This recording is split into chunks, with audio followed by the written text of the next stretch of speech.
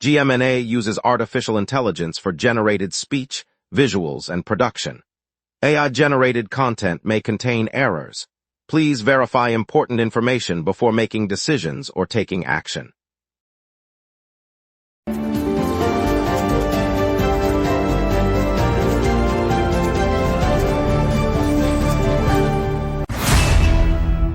Good morning, Montreal.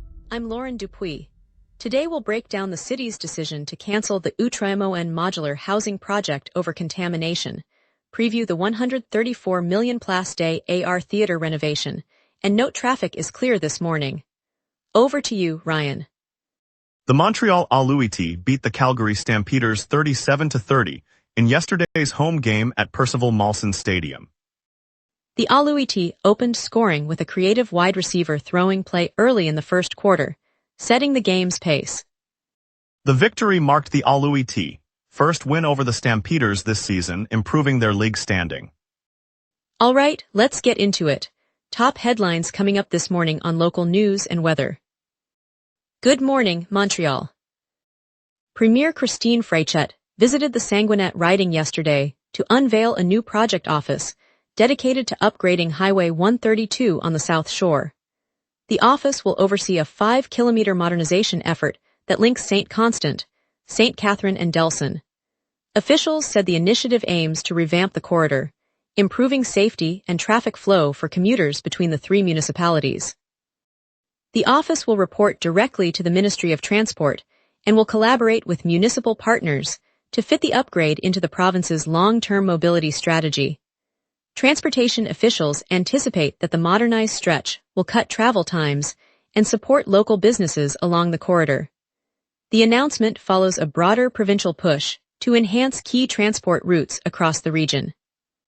Funding is earmarked for road resurfacing, bridge work, and upgraded signage, with planning set to begin later this year.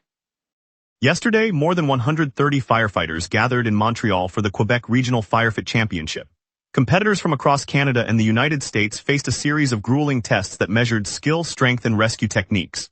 The annual Firefight event, organized by the province's regional committee, is designed to push participants' physical limits while reinforcing essential emergency response knowledge. Teams tackled obstacle courses, lifted heavy apparatus, and performed simulated rescues under timed conditions. Judges evaluated both individual performance and coordinated crew effort, highlighting the importance of teamwork in real-world incidents. Organizers said the turnout demonstrated strong cross-border collaboration and a shared commitment to preparedness. Winners will be honored at a ceremony later this month, and the competition will serve as a benchmark for training programs heading into the next fire season. Transport Canada announced on Sunday that it has named an independent observer to monitor the federal safety investigation into the Canadian National Railway derailment that occurred Saturday night northeast of Montreal. The incident involved 49 railcars leaving the tracks, triggering a large-scale response from both the railway and regulators. The appointed observer will have full access to the investigation team, review all technical findings, and report directly to Transport Canada senior officials. CN officials said they are cooperating fully and have secured the site while crews work to retrieve the displaced cars and assess any environmental impact. The federal appointment underscores the government's commitment to thorough oversight after a derailment of this magnitude, and the investigation will continue through the coming weeks. The observer's mandate includes ensuring that all safety recommendations are documented and that any necessary corrective actions are communicated to industry stakeholders. The Alouettes defeated the Stampeders today, finishing with a 37-30 score at Percival Molson Memorial Stadium. The victory lifted Montreal's record to 4 wins and 1 loss, marking their 5th game of the season. Calgary fell to 2 wins and 3 losses also after 5 contests. Fans witnessed a tightly contested battle, with both teams combining for 67 points. The home crowd cheered each scoring drive as the lead changed hands before the Alouettes secured the final margin. Coach praised the balanced effort that carried the team through the closing minutes. With the season still in its early stages, the Alouettes look to build on the triumph as they prepare for next week's matchup. The contest was a regular season matchup on the CFL calendar. Both squads will travel next week for their upcoming games. Overnight maintenance work by an external partner has pushed back the reopening of Montreal's Réseau H Express Métropolitain light rail network by nearly 3 hours. The delay, which occurred during a scheduled weekend maintenance window, meant the system, slated to resume service on Saturday, July 11, did not become operational until 3 hours later than planned. Officials from the REM confirmed that the extended work time was the sole cause of the postponement. The external maintenance contractor completed the work later than the allotted window, extending the shutdown period. The REM will assess the schedule. The network, a key component of the city's public transport infrastructure, had been expected to restart on schedule after the maintenance period. Riders were informed of the revised start time and the temporary inconvenience. No further disruptions have been reported, and service is now running as intended. Up next, a record Montreal crowd cheered the Dallas Wings as they topped Toronto, plus more local stories. We will be right back. Watch the local sunset tonight at 6 p.m. for all your local Montreal news. If you run a venue, a comedy night, a concert, a fundraiser, you already know the hardest part isn't the show. It's selling the seats. Theaterfiller changes that. In minutes, you're set up with your own ticketing page, QR code delivery, and a door scanner. No technical headaches. No middleman taking a cut of your night. Your event, your tickets, your revenue. Go to theaterfiller.com and fill every seat. Welcome back. I hope you're feeling ready for the day. Here's the latest headlines before we turn to Ryan Mercer for your local stories. Yesterday, the Bell Center buzzed as a record-setting crowd of 20,996 packed the arena to watch a WNBA regular season showdown. The Dallas Wings edged the Toronto Tempo, finishing 108-95. Stargard Paige Buchers led Dallas with 34 points, propelling the team to its victory. The attendance mark tops any previous league figure, underscoring Montreal's appetite for top-flight women's basketball. Fans enjoyed a fast-paced contest that featured multiple lead changes before Dallas pulled clear in the final quarter. The win improves the Wings' standing in the league, while the Tempo looked to regroup ahead of upcoming games.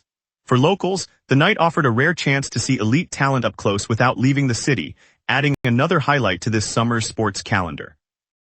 Police officers have been stationed in large numbers at the public FIFA World Cup celebrations across the city, prompting a wave of complaints from soccer supporters. Fans say the visible law enforcement presence feels excessive and distracts from the atmosphere of joy that the tournament has brought to neighborhoods. The celebrations, which have erupted on streets and public squares since the tournament began earlier this month, remain under police monitoring as authorities cite public safety concerns amid large crowds. Local supporters have taken to social media and community meetings to voice frustration, arguing that the heavy presence dampens the communal spirit they hope to share. Police officials maintain the deployment is intended to prevent incidents and ensure a safe environment for everyone enjoying the matches.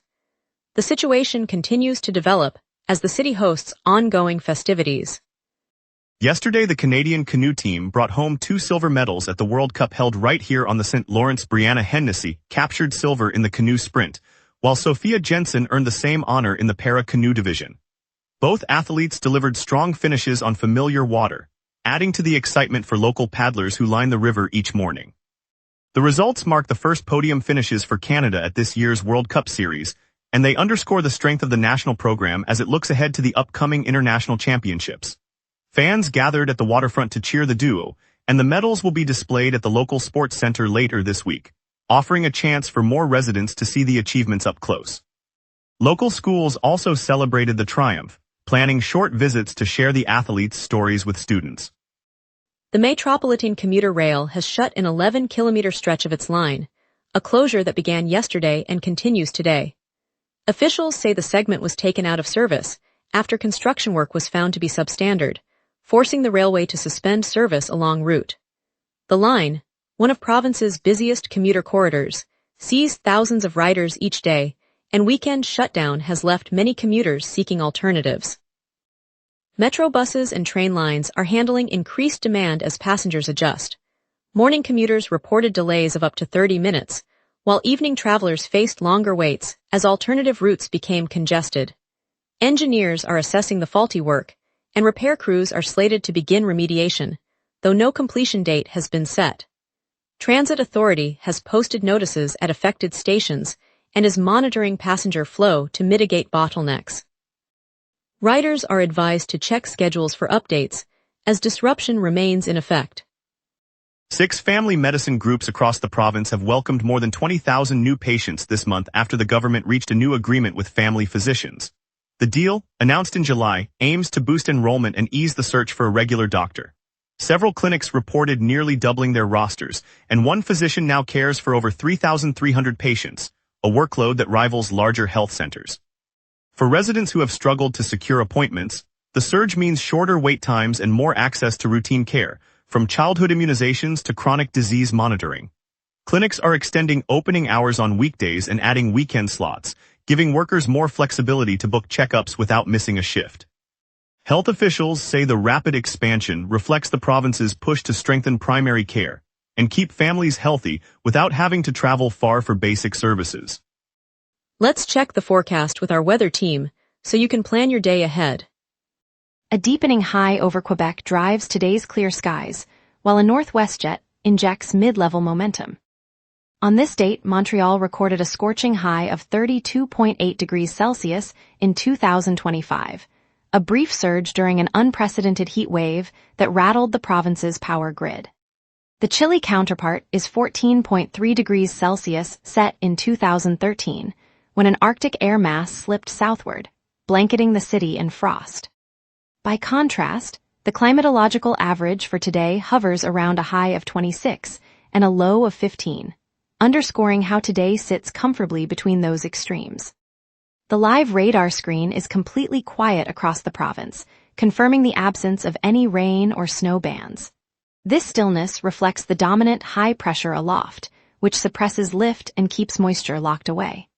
With the northwest jet streaming overhead at roughly 114 kilometers per hour, any disturbance would be sheared apart before reaching the city. I'm now turning from the radar to the day's outlook. At 7 a.m., the air feels crisp at 16 degrees with a clear sky and a modest east breeze of 3 kilometers per hour. A high-pressure ridge is building and rising, sealing in stable conditions through the morning. The northwest jet, moving at about 114 kilometers per hour at the 500 HPA level, reinforces the ridge and discourages any surface cyclogenesis. Temperatures climb steadily, reaching 20 degrees by 9, 24 under a brief overcast at noon, and peaking near 27 in the mid-afternoon while skies remain mainly clear.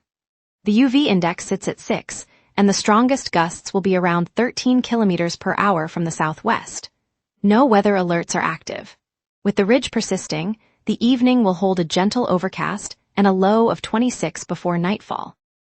Tomorrow continues the warm pattern with a high of 28 and a low of 16 under clear skies, mirroring today's mildness. Monday introduces a cooler shift. A low-level trough will bring overcast conditions and a 55% chance of rain, with temperatures ranging from 17 to 25. Tuesday spikes into a hot spell, reaching a high of 33 and a low of 23, partly cloudy but dry.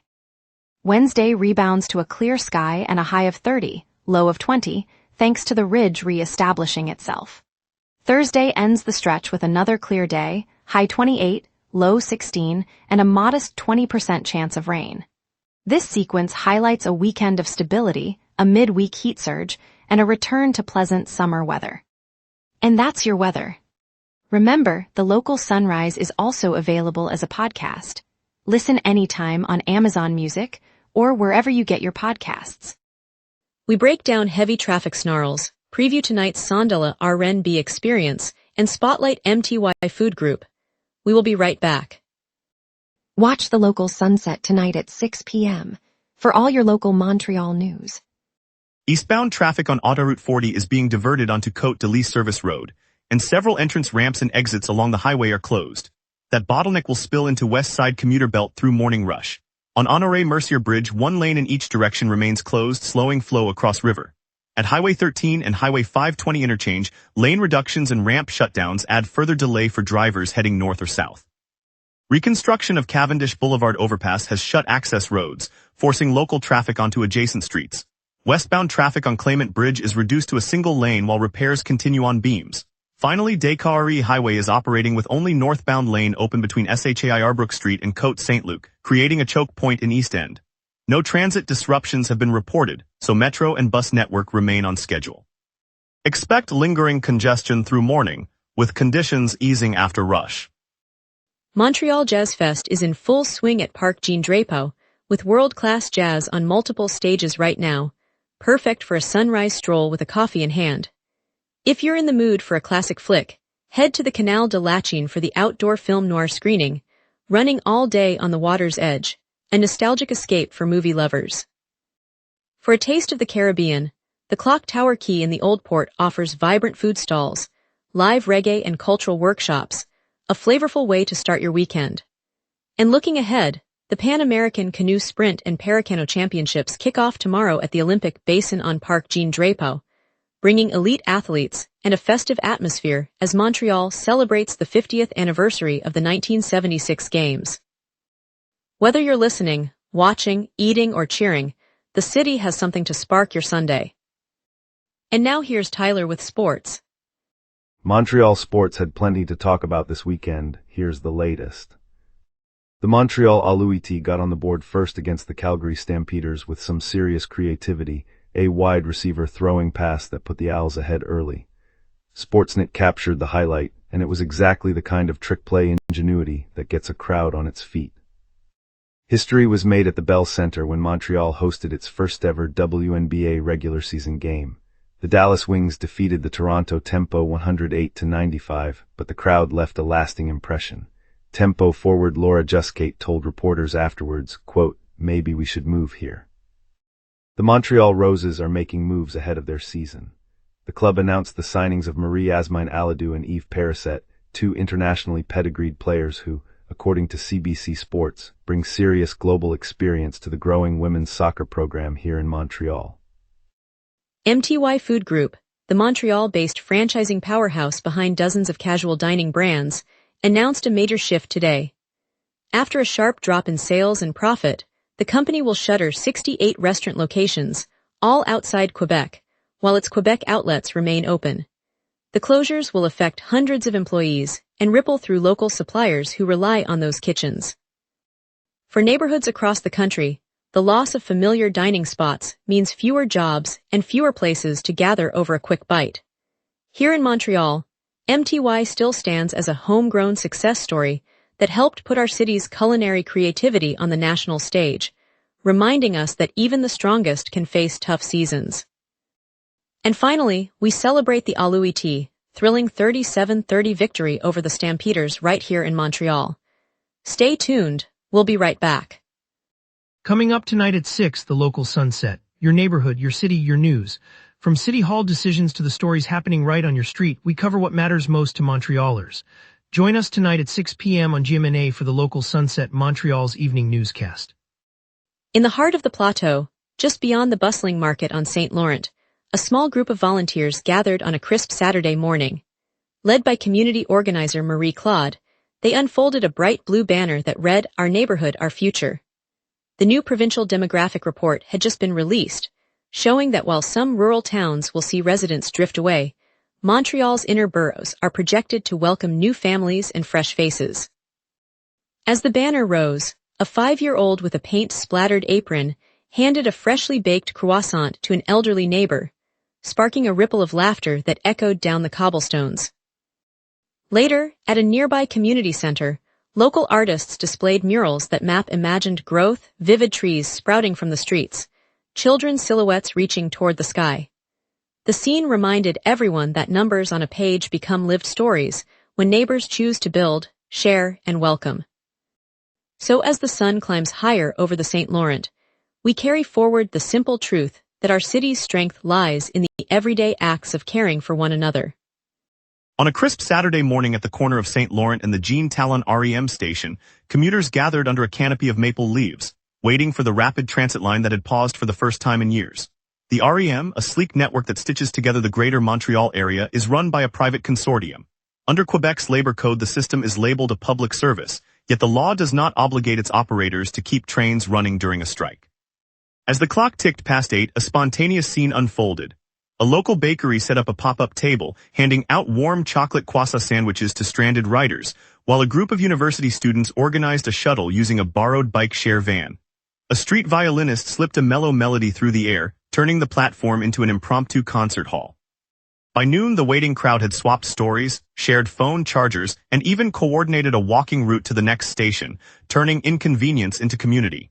It reminded everyone that the city's true rhythm isn't just on the rails, but in the kindness that keeps us moving forward. Thank you, Montreal, for joining us on the local sunrise. Tonight's highlight was the Alouette thrilling win over the Stampeders, a true showcase of hometown spirit. We appreciate your continued trust and look forward to bringing you more stories tomorrow morning. See you then. Stay warm and have a great day.